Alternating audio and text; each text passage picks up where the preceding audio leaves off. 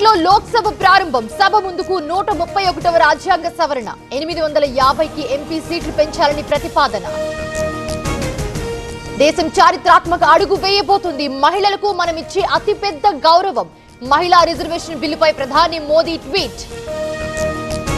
రాష్ట్రాలు యూటీల్లో కలిపి 850 స్థానాలు. ప్రస్తుత నిష్పత్తిలో మార్పు ఉండదన్న కేంద్రం.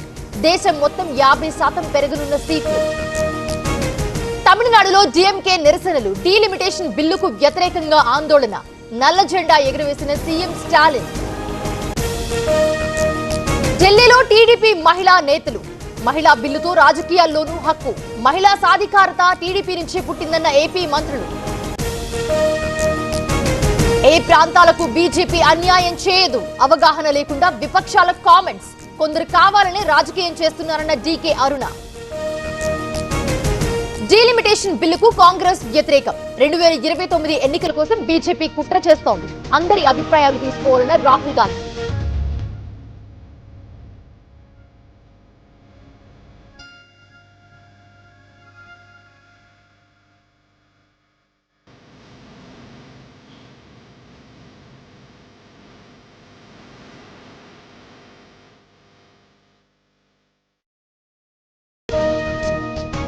ఎమ్మెల్యేల అనర్హత పిటిషన్ పై నేడు హైకోర్టులో విచారణ.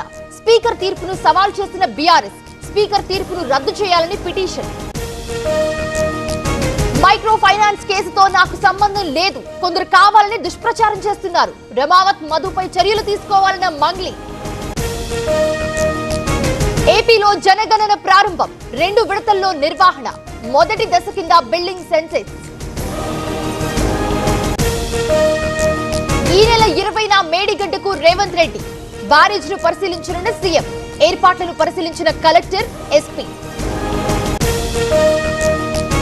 మీ సేవా కేంద్రాల్లో ముగిసిన ఏసీబీ సోదాలు. హైదరాబాద్ లో పలు చోట్ల తనిఖీలు. అక్రమాలు గుర్తించిన అధికారులు. నిజామాబాద్ మార్కెట్ యార్డ్ లో పసుపు రైతుల నిరీక్షణ. ఆన్లైన్ కొనుగోళ్ల కోసం ఎదురుచూపులు. నిన్న రైతుల ఆందోళనతో నిలిపివేత.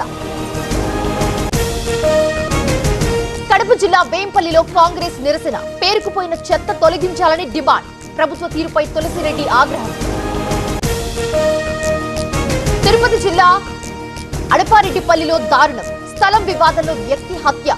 నిందితుడి ఇంటికి నిప్పు పెట్టిన బాధితుడి బంధువు. ఏలూరు జిల్లా గుంజవరంలో పెద్ద పులి సంచారం. పశువుపై దాడి. భయాందోళనలో గ్రామస్తులు. అప్రమత్తంగా ఉండాలన్న అధికారులు.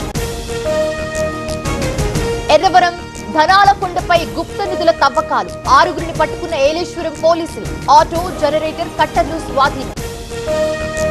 సిరిసిల్లలో రెచ్చిపోయిన ఇసుక మాఫియా. అడ్డుకునేందుకు వెళ్లిన అధికారిపై హత్యాయత్నం. ఎంఆర్ఓ అప్రమత్తం కావడంతో తప్పిన ప్రమాదం. రెండో రోజు ఏసీబీ కస్టడీకి శాంతి. అక్రమాస్తుల కేసులో విచారిస్తున్న అధికారులు.